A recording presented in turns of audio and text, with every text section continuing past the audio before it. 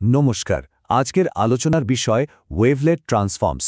চলুন আজ সিগন্যালকে দেখার জন্য একটা নতুন স্মার্ট মাইক্রোস্কোপের সাথে পরিচয় করা যাক। তো এই হলো আমাদের আজকের রোডম্যাপ।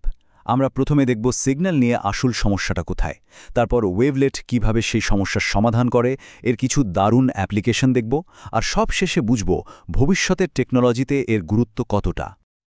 আচ্ছা, তো প্রথমে আসা যাক মূল সমস্যায়।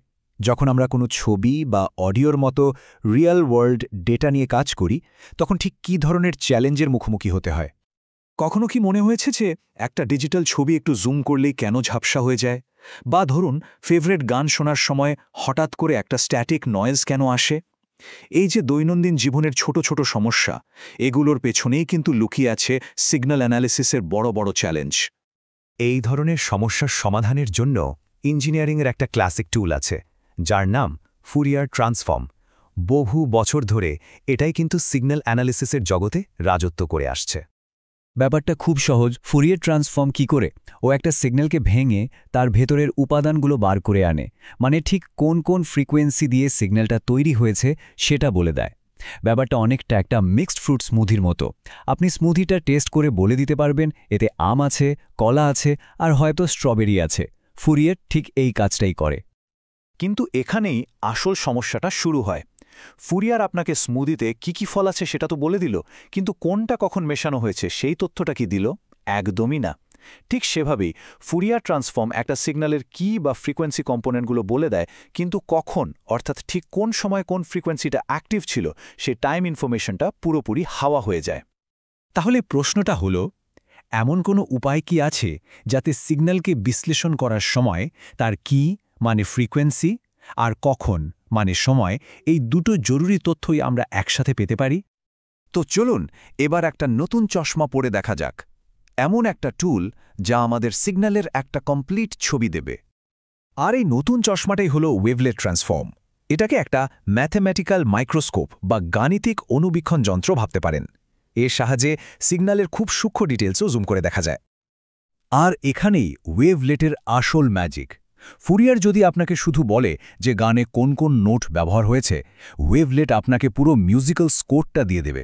মানে কোন নোটটা আছে শুধু তাই নয়, ঠিক কোন সময় কোন নোটটা বাজানো হচ্ছে সেটাও নিখুঁতভাবে বলে দেয়।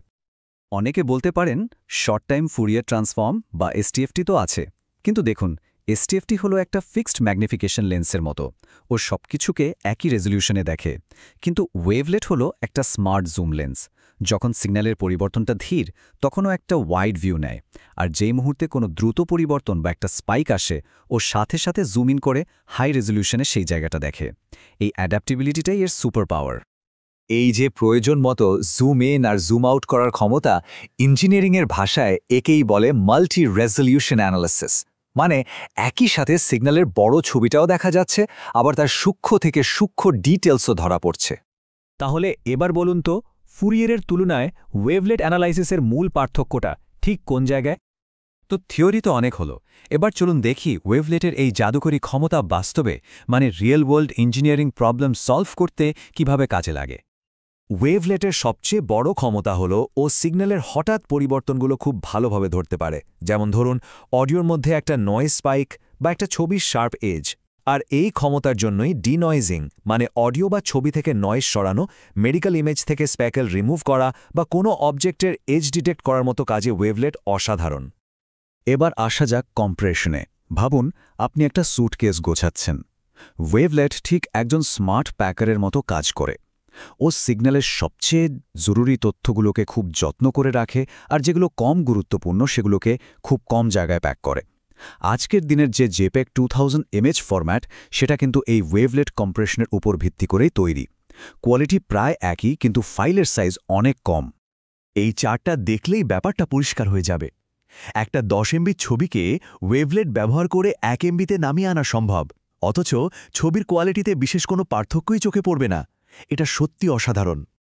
শুধু তাই নয়, আরও অনেক অ্যাডভান্সড ক্ষেত্রেও ওয়েভলেট ব্যবহার হয়। যেমন ধরুন ইমেজ ফিউশন, যেখানে একটা সাধারণ ছবির সাথে একটা ইনফ্রারেড ছবি মিলিয়ে একটা অনেক বেশি তথ্য সমৃদ্ধ ছবি তৈরি করা হয়। কিংবা ধরুন অবজেক্ট ডিটেকশন আর আধুনিক ডিজিটাল কমিউনিকেশন সিস্টেমেও এর ব্যবহার দিন দিন বাড়ছে। আচ্ছা, তো আমরা অনেক কিছু নিয়ে আলোচনা করলাম। চলুন এবার সবকিছুকে একসাথে করে দেখে নিই যে মূল কথাটা কি, মানে আসল টেকওয়ে কি। যদি পুরো ব্যাপারটা একটা লাইনে মনে রাখতে চান তাহলে এটা মনে রাখুন, ফুরিয়ার আপনাকে উপাদান দেয়, ওয়েভলেট আপনাকে রেসিপি দেয়। মানে ফুরিয়ার শুধু বলে দেয় উপকরণ কি আছে, আর ওয়েভলেট আপনাকে পুরো রান্নার পদ্ধতিটাই বলে দেয় কোনটা কখন দিতে হবে। আর এই টেবিলটা হলো একটা কুইক সামারি। এখানে এক নজরে ফুরিয়ার আর ওয়েভলেট ট্রান্সফর্মের মূল পার্থক্যগুলো দেওয়া আছে, যেমন উপমা, টাইমের তথ্য, অ্যানালাইসিসের ধরন, সবকিছু। এটা দেখে নিলে পুরো কনসেপ্টটা রিভাইজ হয়ে যাবে। সবশেষে চলুন একটু ভবিষ্যতের দিকে তাকাই। এই যে এতক্ষণ ধরে ওয়েভলেট নিয়ে আলোচনা হলো, এটা শুধু পরীক্ষার সিলেবাসের একটা টপিক নয়। কেন এটা আমাদের সবার জন্য এতটা গুরুত্বপূর্ণ সেটা বোঝা দরকার। একটা কথা মাথায় রাখা দরকার, ওয়েভলেটের মতো কনসেপ্ট বোঝাটা শুধু সেমেস্টার পাস করার জন্য নয়। আমরা এখন একটা ডেটা ড্রিভেন যুগে বাস করছি। ভবিষ্যতে আর্টিফিশিয়াল ইন্টেলিজেন্স, ডেটা সায়েন্স বা 5G বা 6G কমিউনিকেশন, যে ফিল্ডেই কাজ করার ইচ্ছা থাকুক না কেন, এই ধরনের ফান্ডামেন্টাল টুলগুলোই কিন্তু এগিয়ে থাকতে সাহায্য করবে। তো যাবার আগে একটা প্রশ্ন রেখে যাই। আজ আমরা সিগন্যালকে এত স্পষ্টভাবে দেখার জন্য একটা নতুন মাইক্রোস্কোপ পেলাম। একবার ভাবুন তো, ডেটাকে এত নিখুঁতভাবে দেখার এই ক্ষমতা দিয়ে ভবিষ্যতে আর কি বৈপ্লবিক পরিবর্তন আনা সম্ভব।